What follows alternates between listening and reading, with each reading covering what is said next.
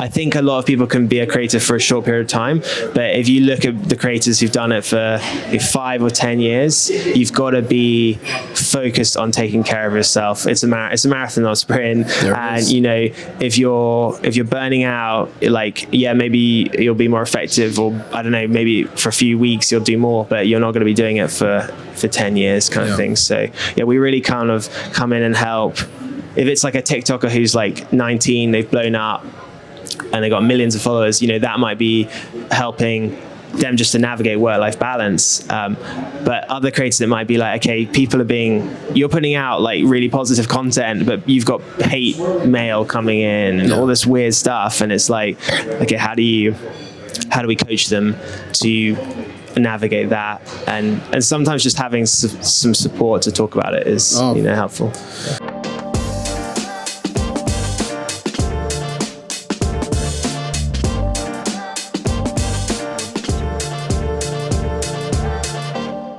Welcome back to another episode of Inside Hilton Said, where I'm actually on a field trip in London, England. And today I have a wonderful guest, someone who I have gotten to know over the past year because we have a partnership, because I am signed to your agency. Today we have Nick Guy, the founder and CEO of No Logo, which is a influencer agency. Would you call it that? Yeah. Fully formed influencer agency. And it's one of the things that many of us in this space, we talk about creatives, we talk about artists. A lot of us are making our way, maneuvering through the space, trying to figure it out. And I made my way through the space as what some would call an influencer, and I'll get into that soon, without having an agency or someone to help guide me in terms of helping my business, my brand.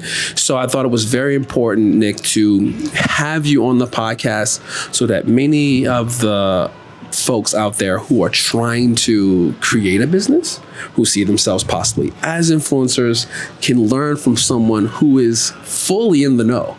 So Nick, I am so grateful that you took the time out to come to where I am in London, because you're not here in London. Where are you guys out of? So we're based in Edinburgh, so a couple of hours north of here. But I grew up around Ground Ceres. It's nice to be in London, England, as you guys say.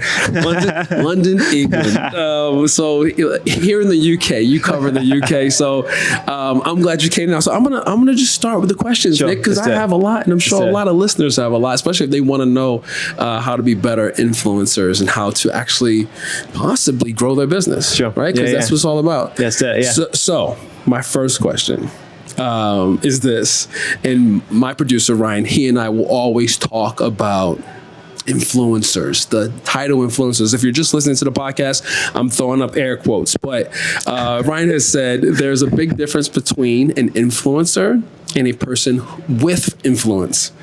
What's your definition? What's No Logo's definition of an influencer? Yeah, I love it. It's funny, this question, because in some of our interviews looking for like new team members, we actually ask like a similar question. So I feel like it's kind of like back on me now. But yeah, for me, I suppose an influencer is really someone who can create change, create movement. For me, it's someone who can get people to sort of, I suppose, change perspective, change behavior, change what they're doing. That for me is the kind of, I suppose, an influencer more broadly. I think in terms of what, this industry, what we're talking about, I would say, I suppose, an influencer is someone who's built an audience around their personality, around some sort of interest. If you think more traditionally, someone of influence, politician, artist, whatever, they might not have a big online following, but they have, the ability to create change. So I suppose someone of influence is that, an influencer, someone with an online audience. And then I say someone like you, what we really use is really the term creator or, influential creator, because someone like you, I feel, is, you've got you do something, you're focused on some sort of creativity. You talk about plants and home, you've got some sort of theme, and then you build an audience around that theme. So a lot of our work is with what we would call, influential creators who not just built an audience, but they built an audience around, some expertise or theme. Oh, for sure. Now you brought me into it, Nick.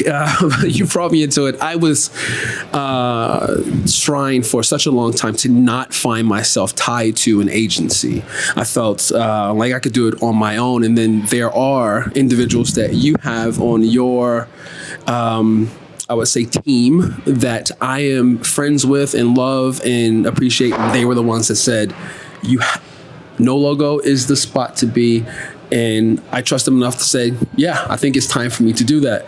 But for me, it's interesting because I've gone so long without it that there was a sense of how can it help me, right?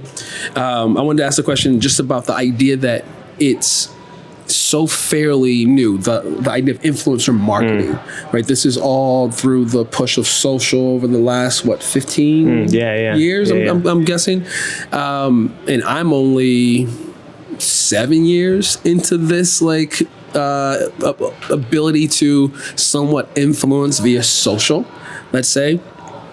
Did No Logo start as an idea through the prism of influencers, or was your start as just an agency in general? Yeah, it's a good question. Yeah, so we were established purely to help creators in this in this perspective. So for me, and I think it's quite interesting with our team as well, we've got a lot of people in our team who have quite diverse backgrounds. They're not necessarily kind of started out in social. They maybe had some other interests and come into this. But yeah, for me, I studied art history at university, really passionate about, I suppose, creators to make an impact, to tell a story. I actually did my dissertation on the use of artwork in the abolition of the slave trade. So, I've always been really interested in sort of, how can content, how can images make an impact? Well, for and sure. then, and when you study art history at uni, everyone's like, what kind of job are you going to do after that? There's plenty of jobs. I know plenty of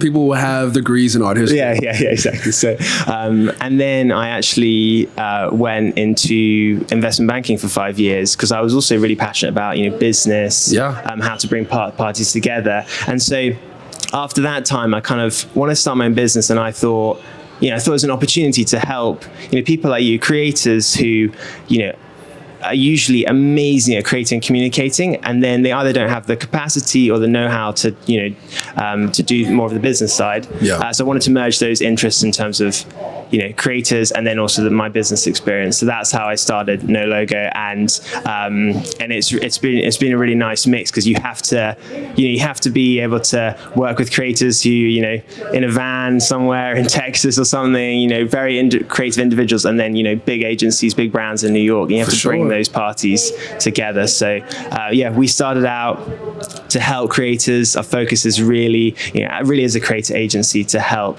creators to navigate this space. I love that.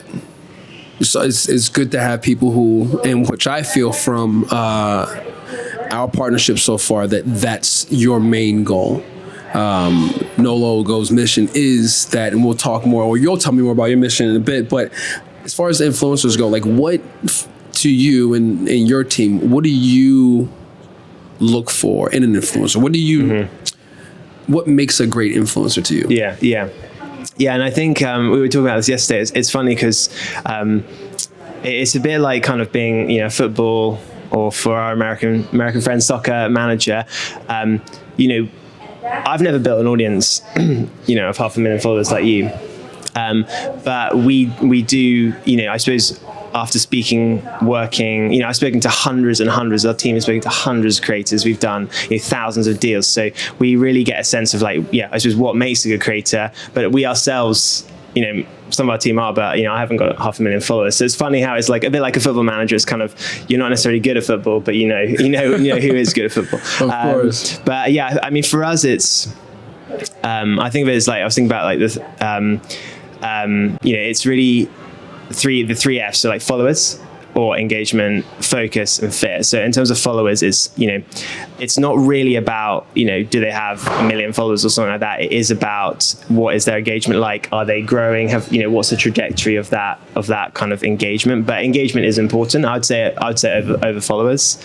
The second is like focus. So we are, as you know, as an agency, we're really focused on, for us, like purpose-led creators, so creators who are taking care of people, the planet in some way. So the focus is very important, because from a business perspective, you could have a creator with 50,000 followers who's in sustainable fashion in New York, and they would have a lot more opportunities than someone with 1 million followers, say in the food space, for example. So we're really we're aware of that as well. And then the fit, in terms of a creator, like it's not just about what they're doing and what they're talking about. It's also about like their perspective on work, like how do they want to work with a team, those kind of things, because we are so focused on helping creators and working with brands, but it has to be that strong partnership where it's like, we've got something going on next week, like can you do it? And if they commit to that, then we need to do it. So it's also about the business, it's almost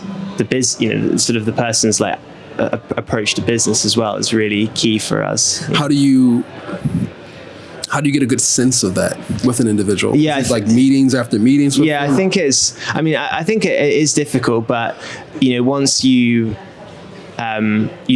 spoken to hundreds of creators, once you've done a lot of work, I think we as a team, start to learn. And it's also like I think the beauty of it, the fun thing is it's a sort of, it can be quite a small community in a sense, we know different creators, like you were saying, you can kind of like get connected and you start to build those, connections. So for us, anytime we get, recommendations, like that's always the best way of growing, because you kind of get a connection through that. But I think it's also learning through time. And also as an agency, not being, the traditional talent agencies, back in the day with modeling, it's very much, sign to an agency for, 3 years, 5 years, you're basically signing up your life to something, or even in the music space. Yeah. We have a much more kind of collaborative partnership approach, do an initial trial, learn with each other, make sure it's a fit for both parties. Yeah. And, I think that also builds a sense of, trust and confidence that, that we are building like a true partnership with the creator, not a kind of using them in some way kind of thing. Yeah, you don't want to find yourself with someone who is a company that is just trying to push you to do a thing just so that they can get the gains, versus a more, I guess, symbiotic team built, I would say, system. Yeah, and I feel like that's what I love about working with No Logo. Now, you touched on it a bit when it comes to what you and your team look for. Can you tell us a bit about your mission as No Logo? Mm-hmm. Like, what is the whole idea of this particular agency? Yeah. Thanks, Hilton. So we're really focused on, I suppose, being the home for positive influence. Really being a place where, primarily as a creator, like we're creator first, but we do help brands in different ways, and it is a marketplace. But as a creator, as a brand, really a place where creators can be authentic. They can be focused on building like a credible business, like you say. Like there's a lot of agencies or businesses out there that just you push any work on a creator. Like our policy is really like the creator has to say yes. They can turn down any work they want, and we've turned down massive American brands because it doesn't actually fit with the long-term goals of a creator. Is that normal for the agency? No, it's not that normal. Like we've had creators who've come from other agencies to us because they feel that the agency doesn't understand what they want. They're like, no fast fashion, and then they just keep on getting pushed fast fashion kind of stuff. It's not, I wouldn't say that other agencies necessarily force creators to do things, but it's definitely, our policy is to be guiding creators on a long-term trajectory to build, it's all about, if you're going to work with a partner, it's all about you being actually, can credibly talk about that partner and want to talk about that partner. For sure. So, but yeah, our vision is really to be like a home for positive influence, and we're really doing that by helping creators in particular ways, and then we actually have built our own sort of technology as well to help streamline some of that process, because again, what we want to do is help people like you create and communicate. We don't want to be kind of bogged down with all different friction and complications. So we're constantly trying to simplify this space so that we can help people better. That's awesome. That's really awesome. I want those who are on the fence like I was to get a better sense of why they should tie themselves to an agency, and why that's so important. For me, it was the understanding, or the lack of understanding, how to navigate the space just through my eyes. Mm-hmm. When you are looking through an app and just trying to figure out the system, figure out the algorithm, mm-hmm. right? There's so many different apps that need different sort of attention, different sort of nurturing when it comes to the type of content you create. It can become very overwhelming mm-hmm. as a creative in that space. So I found that, and I'm grateful that this has happened, having an agency help in that process of knowing how to navigate the space, where to maybe tweak certain content for particular types of platforms, can then help the long-term goal, mm-hmm. right? You spoke about what fits in follower count and engagement. There isn't a number, you said, that really mm-hmm. matters when it comes to an influencer. But when you're looking to bring an influencer into the fold, is there a particular, what is the thing that first, and I guess in agencies across the board, any influencer agency across the board, how do you first find these individuals? Mm-hmm. Like, how does that work? Yeah, sure. Yeah. So I suppose like any business, like early on when I was building the business, it was doing research, reaching out. Our first core area is really kind of vegan food. Like that was something that we really focused on. And then we kind of built out from there towards like more sustainability, and then more broadly, more purpose related. But yeah, I think there's a few angles. One is, reaching out, research. We've got, people on our team who are experienced in, finding creators, discovering them. And sometimes it's not for us like it's also about the community, like who are the creators connected to, like discovering creators through other creators. And then obviously, kind of in that kind of fun way, like word of mouth, it's like, creators talking to each other, introducing us to each other, getting to know people. So, as we're a UK based business, but pretty much all our work is focused on the US. So, kind of, I think 10 years ago that wouldn't have been possible. So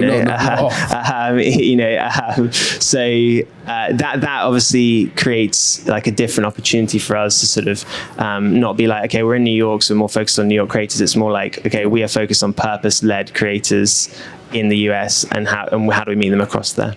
I think that's exactly the way, obviously, we connected. Yeah, sure. Through other influencers that you already work with. Now, you'll reach out, or you'll engage and maybe pull in someone that has a low following count but has a high engagement mm-hmm. number. Mm-hmm. That's possible. Yeah, so we focus on two types of creators. So one I would call like the leading edge creators, and the other are the kind of like industry icons. So leading edge creators, they might only have 30,000-40,000 followers, plus, but they are, they excite us. We're also interested in like working with interesting creative people. Sure. That's the fun thing of the job. And as someone, as I run the business, that's the fun of sort of like keeping open to different things. But we're looking for those rising stars who, they might right now not have the getting the deals that we might need to be at to really like help them, or we'd usually be at. Yeah. But we are looking like any business for those people that are making trendsetters, making difference in their space, and we can also help them to develop. That's the sort of that's what I really enjoy, is helping a creator to navigate from maybe just doing this part-time, or just quite often we work with creators who've just gone full-time on this, and it's like, okay, how do I make this really work? Like, that is really exciting for us to then help them to build to that kind of industry icon where they're working with some of the top brands in the US, building different avenues of their business. But yeah, for us it's like, are they growing fast? Are they do they have the right engagement? You might have someone who's got hundreds of thousands of subscribers, but the engagement's low. But really, it's for us, it's really also down to that focus and fit. For sure. I'm glad you brought that up, because I was going to ask the idea of why should someone bring on an agency, especially if there's someone like even for me, like I just felt like it was time. But when I started, I mean, there were years where I was like, I don't need an agency because I have brands coming to me. Why would I need you to help me bring more brands in when I'm controlling what I can control and I get all the money, right? I know what are the benefits so far of working with an agency. Can you tell some of the possible influencers out there why it can be helpful? Yeah, sure. Yeah, so I think, my first answer to that is it isn't actually, it isn't for every creator. There might be times where creators at a certain level, like maybe early on or growing, and it's just it gets in the way. It's not right for them in some sense. It's not always the right time. It might be that they're they are really good at navigating that work. They understand it from some past experience. Maybe it's not that much work, they can handle it. I think it comes to I think as I've said to you before, like we really see creators as media businesses effectively. You at a core level, like when you started, you're like it's Hilton the model, Hilton the photographer, Hilton the videographer, sure, the editor, the ads, the manager, the invoicer. So you're a media company, and we really try and think from that perspective, as opposed to you're just like the talent. So when it comes to that perspective, when I've been building this business, from my perspective, you get to a certain stage and you hire a few people, you hire someone to then do like the finances, you get an accountant. Like I could not hire those people. I could be doing all the financial area, but that would stop me from A, being freed up to build further, and B, have the different expertise. Any sort of startup, you basically want to hire people who are better than you in all the areas. Of course. That's like the skill, right? So in the same way, for a creator, when it gets to a certain level, you want the ability both to have expertise that goes beyond your own, and then also, if you want to take it to the next level, you need a team to do that. So, and in terms of the expertise, like I think what's interesting about this industry is, I think it is possible for people to sort of like, brands or creators to sort of hack together a campaign. Like we see that, but to do it well is actually quite complex, both in terms of, negotiating the different elements, but also, if you're working with big brands, if you're not careful, the agreements you're going to sign can really impact your future. We've had creators that come to us and they've signed agreements that they didn't really understand, and now they're seeing their face in different areas that they didn't really want their face to be in. So there comes a point when both you want to elevate in terms of the expertise around you as a team, and then also bring in more capacity. The other thing, I suppose, with someone like like us, with our particular focus within the US as well as and the UK, but within the US, is you build a network of creators, of brands, of different connections, and that also adds that kind of extra firepower, where it's like pitching, getting creators in front of different people, like it has a bit more of an edge. So I feel like even for me, there was a moment where I felt the only way to grow the business was to bring on more people to help the process. in dealing with brands in the past, there were contracts that I would then have to send to a lawyer to make sure that everything was in place. And those things worked. But then the content of getting the content out and making sure that everything was on time and not making sure anything wasn't overlooked, that became a bit overwhelming and stressful. And then there's I want to make some of these relationships last longer. And it's difficult to do that when you don't have the right people in place. So I felt like that's been the biggest benefit so far, working with an agency, working with you guys, is that I feel like there's a team of people there that are considering the long-term goal.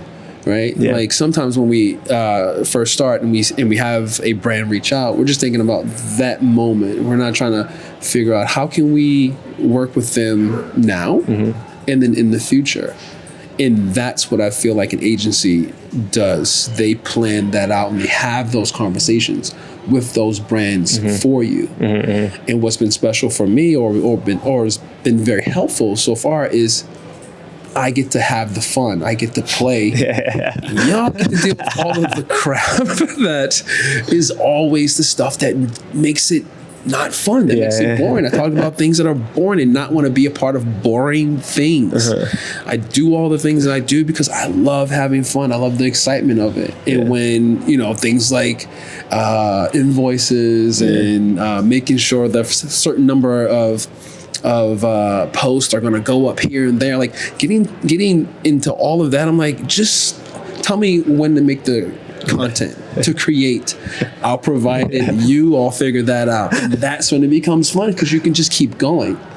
So I do think it's important to know when in your business path it's going to be right for you to make that next step. And I'm glad that at this point it's been perfect for me to have initiated that, and that I've now found myself with an agency. That's cool. That's good to hear, Elson. And and that's the fun thing, right? Is like that's what's building a team is about, because for me or our team, like the fun is the thinking about like how to repitch a brand or how to negotiate, or someone on our team negotiating the legals. Like for us, that's like the kind of fun, and that's why it's when it's a really good like symbiotic partnership where it's like both parties are also like alive, loving what they do.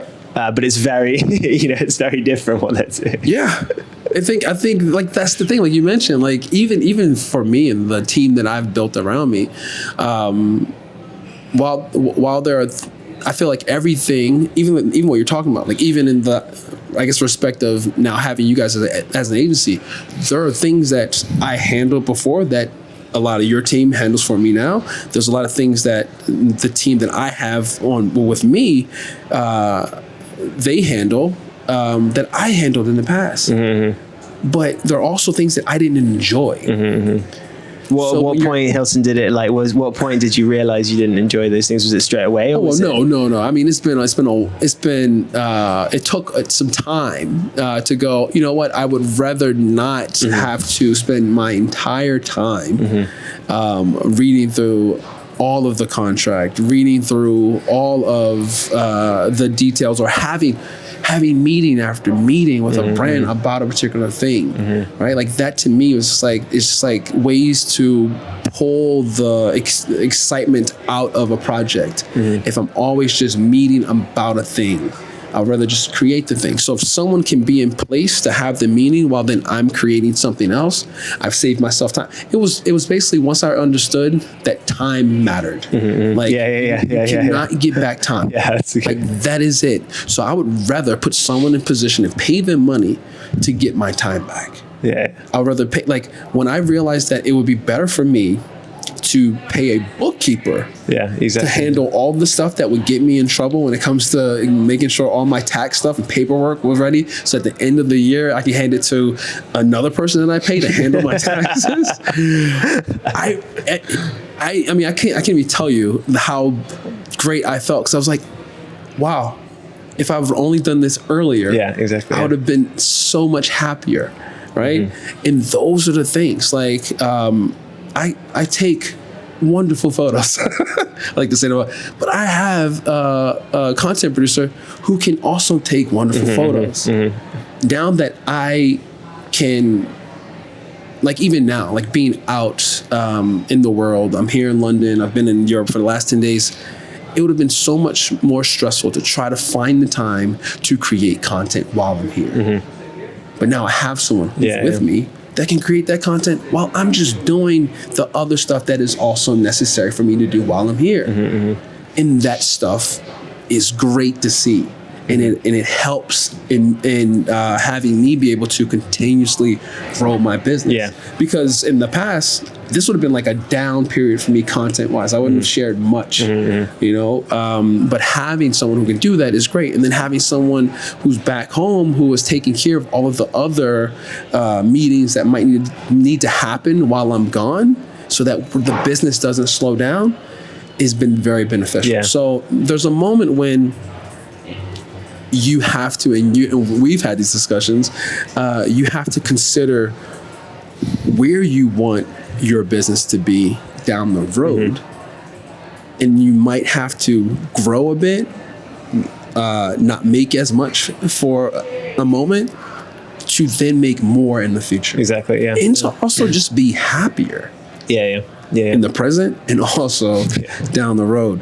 I want to make sure that those who are potentially trying to grow their small brands or bigger brands have guidance from someone who is right next to the brands. You speak a lot to brands.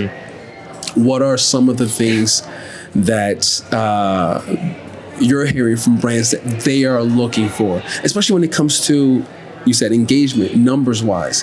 Do you feel like there are brands now that are focused, when they come to you, are they like, hey, we want an individual who has a bit more engagement or a broader audience? Like, how's that work? And we'll be right back after a break from our sponsor. Balancing work and life can be really stressful, and finding ways to work through the stress is always a goal of mine. Of course, the process of nurturing plants helps me to slow down, take a breath, and bring in joy. But unfortunately, my plants aren't licensed therapists with expert advice. Regardless if you have a clinical mental health issue like depression or anxiety, or you're just a human who lives in this world who is going through a hard time, therapy can give you the tools to approach your life in a very different way. And that's why I'm excited to tell you about today's sponsor, BetterHelp. BetterHelp's mission is to make therapy more affordable and more accessible. And this is an important mission because finding a therapist can be really hard, especially when you're limited to the options in your area. BetterHelp is a platform that makes finding a therapist easier because it's online, it's remote, and by filling out a few questions, BetterHelp can match you to a professional therapist in as little as a few days. It's easy to sign up and get matched with a therapist. There's a link in my description. It's betterhelp.com/Hilton. Clicking this link helps to support this channel, but it also gets you 10% off your first month of BetterHelp, so you can connect with a therapist and see if it helps you.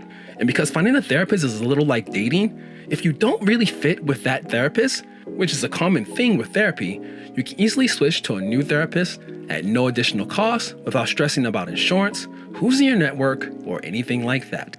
Starting this podcast was supposed to be a little extra therapy for me, getting the ideas in my head out. Good to know I can always use BetterHelp just in case Molly can't help me. So if you're struggling, consider online therapy with BetterHelp. Click the link in the description or visit betterhelp.com/Hilton. Thank you again, BetterHelp, for supporting this channel. Now, back to the show. Yeah, I think, one of the things I think we do as a team is really, it's really important to try and understand, what everyone's trying to achieve. I know that's maybe quite obvious, but, as a communication business, it's just about being, good at communicating as well. So, every time a brand, reaches out directly to a creator or reaches out to us as a business, or we're having conversations, it's really, it's really important to always try and understand what they are trying to achieve. You've got, in this space, it's evolving so quickly, and there's so many different elements that a brand might want. Some of these enormous US brands, what they're really looking for is the content and working with a thought leader. For them, reaching 100,000 people is amazing, but they're going to be reaching millions by putting it behind paid media. So they're really looking for someone who is going to be a really good face of the brand, a really good content, and then they can maybe put more spend behind it. There are other brands who are maybe early on in their journey. They're looking to make sales. They'll be much more clinical on YouTube and the way that they price that, and basically testing a lot of different creators. So it's really about understanding what is a brand looking for, and I think with from the creator's perspective, I think a question that is absolutely critical to ask is, ask yourself, and as we've discussed before, is does this brand align with my values? We're very focused on value alignment. So is it going to work? Is that partnership going to work for me as a creator? The world has changed where it's not you're not a billboard, Hilton. People can't just come to you and say, we want to put this on Hilton. We want to put this logo on him. And that's the whole kind of concept of no logo. It's this new form of advertising where it's all about telling stories. So people can't just come put a logo on you, Hilton. It needs to be a partnership. But in conclusion, I would say, the new thing we're seeing a lot of is thought leaders. It's brands, as we evolve into this next era of creator marketing, brands are not say I just started a fitness channel. I go to the gym, I do a bit of fitness, but I can't teach people about fitness. But I can have a go now, and I love that. But I think brands are looking for people who are experts in fitness. They have done it for years. They might not have a PhD in or anything like that, but they can talk to it as a thought leader. And so what you're really seeing then is the follower count isn't as important, but it's not as important because they want someone who can be a credible voice for their brand. Of course. We've talked a lot about self-care, the importance of it on this podcast a lot. Social media can lead to a lot of different stressful things in your life. Me, myself, I've never thought it would happen, but it happens. You reach burnout. I felt like I reached burnout a while back. Working my way through it now. But what, not just in, I guess, in no logo sense, but what should an agency do? What would an agency provide for an influencer that is in a space where they're feeling burnt out? Yeah, I think it's, what I've learned just from, our team has seen, I think, from working with so many different creators and talking to so many ones, is that it can kind of strangely be quite a lonely role. It sounds strange because, you've got millions of followers, people engaging with you the whole time, but it can actually be lonely, and people might not really understand what you're doing. If you work in a normal company, you've got a whole structures around you, you've got an HR department, you've got all these different people that can support you. Whilst if you're starting as a content creator on your own, it's lonely. Your family might not really understand what you're doing. Your friends are like, why are you doing this? It can be hard. So the first thing is recognizing that it's not all what it's not all kind of amazing experience. It can be a job. The second thing we see is that creators, because they go from doing quite often, I've spoken to hundreds of creators. Most of the creators I see doing really well are ones that didn't start out wanting to build a massive audience. They started out because they were passionate about talking about something, creating something, and then it became the business. And what happens is the transition between it being fun to being fun but also work, it kind of blurs, and they maybe haven't really seen that transition happen. And suddenly it happens, and you're like, well, this is work, but this is what you used to do for fun as well. And how do those two things work? And it's really helping to navigate that concept of actually, this is your job now. It's still fun, but you need to put in the right boundaries for that. So on our team, we've got, for us, we've got some sort of in-house wellness experts, like Amy Chow, who's our head of partnerships. She's also got a PhD in organizational psychology. So she comes in, I suppose, and other people come in to really help navigate, how do you be a creator, but how do you take care of yourself doing that? Because I think a lot of people can be a creator for a short period of time, but if you look at the creators who've done it for 5 or 10 years, you've got to be focused on taking care of yourself. It's a marathon, not a sprint. And you know, if you're burning out, like, yeah, maybe you'll be more effective, or I don't know, maybe for a few weeks you'll do more, but you're not going to be doing it for 10 years kind of thing. So yeah, we really kind of come in and help. If it's like a TikToker who's like 19, they've blown up, and they got millions of followers, you know, that might be helping them just to navigate work-life balance. But other creators, it might be like, okay, you're putting out like really positive content, but you've got hate mail coming in and all this weird stuff. And it's like, okay, how do we coach them to navigate that? And sometimes just having some support to talk about it is, helpful. That's great, because it's necessary. Yeah. It's really necessary. You never understand how much someone on the other side of the square, that scroll that you're looking at in that moment, like what they're going through, regardless of what the theme or the feel of the content is. Because there are, like you mentioned, like there's a lot of negativity that makes its way into social. Like even if you are creating positive content, you still get negative feedback to it. It's like, but that's just the way it all works, right? And and that's if you've got like 500,000 people following you, you know, whatever you do, there's going to be maybe like 0.001% who's not happy, right? And, we're not going to be able to please everyone, and that's known. I want to make sure that we get a sense of what is exciting now, as far as platforms go. Like, what are you seeing, or what do you think many of the content creators should be focused on? Is it mainly still TikTok, Instagram? Are there other apps that you see that are growing or changing that myself and others should start positioning or putting work towards? Yeah, sure. Yeah, so we often sort of think about it as, you know, creator having their home channel. So this is like the core channel where like they've like maybe built the biggest presence, but it's usually the channel that they can also control. So if you've got a creator who's like really big on YouTube or a blog, like we definitely call that their home channel because it's more evergreen.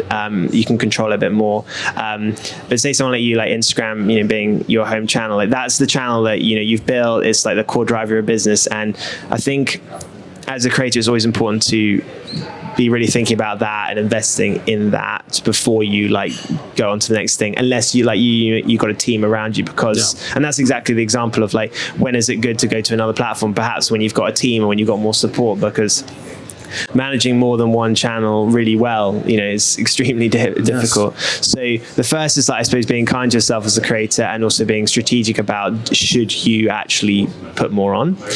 The second thing is there's a really clever ways we see of syndicating content. So say if you're doing a lot of Instagram Reels, really obvious but simple ways of just reposting that on YouTube Shorts, building that presence. We've seen creators grow, 50 to 100,000 subscribers just by using YouTube Shorts. So syndicating across can be really good for building.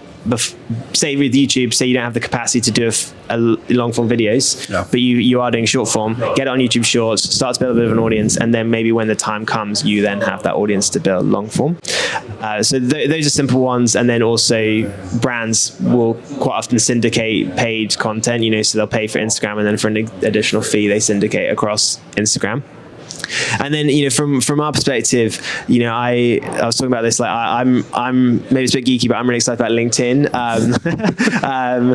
I think it's, I would say that it's probably one of the next big frontiers of creators and creator marketing.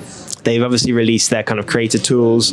You can get followers, but it's such an interesting platform in terms of for creators, because it's sort of dual powerful. One is that you're building another channel to connect with people, but the second is you can connect more directly with more thought leaders, more brand partners, people you're working with. It's more kind of commercial, but in like a clever way. So I would be really, if I was a creator sort of looking to build my next channel, I would be going, I think I'd be going fairly all in on LinkedIn.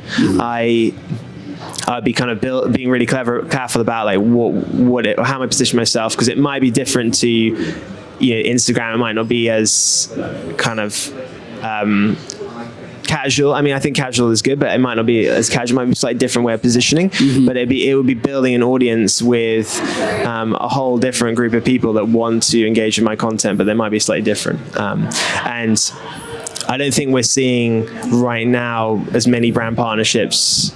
You know, it's a bit like TikTok. You know, when TikTok was really growing, like we would have TikTok creators, we would have creators growing on TikTok. We'd be like, look, get on TikTok. It's growing fast. Like, you know, it's a really good space to be on. And creators would be like, really? Like, you know, you know, and like, you know, there's not really many brand partners. Yeah. But if there's an audience, it starts to come. And now obviously TikTok's, you know, massive for brand partners, you know. So, and for us, the business, like it's, you know, it's a huge area. So in the same with LinkedIn, I think, it's still like not necessarily that early days, but I think going all in on LinkedIn, you'll start to see brand partners coming in. Also more B2B brand partners. You know, someone like you can work with B2B in a slightly different way. I think it's an interesting space. Okay.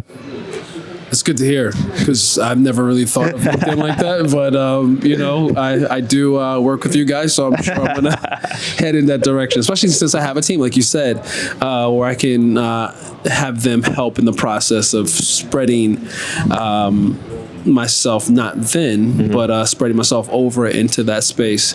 You mentioned one thing, and I'll wrap it up here. When you were talking about that and how creatives can kind of grow, or spaces that they need to be in. The one thing that I was aware of before, like influencer marketing or people branding themselves on social, was blogs. It seemed like everything started with blogs. Is having a blog still important? Yeah, it's funny. I think again, it's sort of coming full circle in terms of, I would say that you know, the kind of it's not a kind of flashy thing to have. You know, it's not like the cool people don't call themselves bloggers anymore. You know, that kind of thing. But I would definitely be really focused on a blog if I was a particular type of creator, particularly creators that are educating in some way. I suppose we kind of think about creators in sort of inspiring, entertaining, educating, and you know, thinking carefully about those different verticals of focus. But someone like you kind of inspires people to get plants, educates them how to take care of them, and then like kind of entertains them by doing that. And so I think if you're particularly like an educator creator in some way, having a blog is very good to go into much more detail about it. And then from our perspective as a business, it's great because it's evergreen. You can update content, you can build backlinks, you can really be like a lead, you know, own some space on the internet on that front. And then people search for you, find you, and then come to your other channels. And then also from a brand perspective, brands love it because you can go much more detail. You can really kind of build a story about a brand in a much more in a more detailed way. And if you're really savvy with blogs, you can actually have different brand partners, because you could basically have a sponsor for a blog, and then after 6 months, that sponsorship ends and you get, you know, a new sponsor. So for me, they're really versatile. They're not necessarily like the cool like thing, and I think they are very difficult to maintain well. You know, but yeah, just when you see them work really well with creators and they're kind of owning these different niche spaces, like it can really be a really amazing other driver of their business. For sure. You know, I've heard that a lot. I've wanted to have a blog for it feels like the last year. But you know, the way life works, so many things happen, and you know, something has to be put on the back burner, right? But I do think a goal for my brand, my business, is to have a blog in the future. So hopefully, Nick, by 2025, some sort of Hilton Carter blog will be out in the world. Because again, I mean, like for all of us, I hope the goal is to share right, is to put out content that is going to help improve all of us, whether it is caring for your plants, whether it is making your home feel more warm and inviting, whether it is making your skin feel beautiful, your food that you're cooking a bit more flavorful, things of that nature. However we're all sharing together, and we want that to reach as many people as possible. Nick, I think you've shared a lot that up and coming influencers or people who are trying to navigate whether or not they should jump towards an agency. Maybe that'll help them in that decision. I know all agencies aren't no logo. I've gone through and made sure that I picked the right one. So I am thankful for you guys, but I knew that you would be the right fit for me. Like you said, every agency isn't the right fit for every creative and vice versa. Can you tell everyone where they can, or actually, I'll ask this last question. If someone was like, wow, I feel like I would be a great fit for No Logo, how could they get in contact? How do they get in contact with you? Sure. Yeah. Well, I mean, we always love hearing from new people. I love hearing from new people. So the best is probably the simplest. Like email me. Email you. Yeah, just email me. Or, straight email you. Yeah, you can email me. Or email one of our team. Like the easiest email for us is it's yes@nologo.agency. It's the easiest to remember. But mine's Nick. Like it's just I love to hear from new people. We're also on LinkedIn quite a lot. Okay. So practicing what we preach. Gotta get on LinkedIn, guys. Yeah, we're quite I suppose as a business we're actually looking to build a bit more on social, but we're quite kind of, I suppose our focus is empowering people like you, right? So we're quite sometimes in the background, like we're kind of hovering, we're always there, but like we're in the background. So LinkedIn, email, simple ways, give us a call. Dude, can they DM you with that word? Yeah, I can DM. Yeah, they can. Where do they find you on social or on Instagram? Yeah, TikTok? so I'm like LinkedIn's definitely where I'm big. Instagram, I'm not. I'll give you a link and you can share in the show notes. In the show notes, we'll do that. I always love I started the business because I love helping and talking to creators. So. I love meeting new creators, and even like when we're talking to new creators, I'll definitely, even as a bigger team now, like I'll definitely still be on quite a lot of those calls. Like I love being on those first calls, hearing the stories. That's what really brings me to life. I love it. I love it. Nick, thank you so much. Guys, you've been listening to Nick Guy, founder, CEO of No Logo, an influence agency that has influenced me to be a part of their agency, and I am very happy that I made that transition because it has helped. It really has helped my business. Nice. I think if you're someone out there that is thinking whether or not you should work with an agency, if you're thinking about it, you should listen to what Nick is saying here and weigh the options and see what will be a perfect fit for you. But I'm really thankful you took this time to join me here in my London hotel. Nice. Yeah, well, likewise, Hilton is. Nice. It's great to meet you on I suppose home turf. But it's an honor to be working with you as well, Hilton. So thanks for giving us the opportunity. Of course, everyone. Thank you so much, and you'll be hearing from us soon. Take care.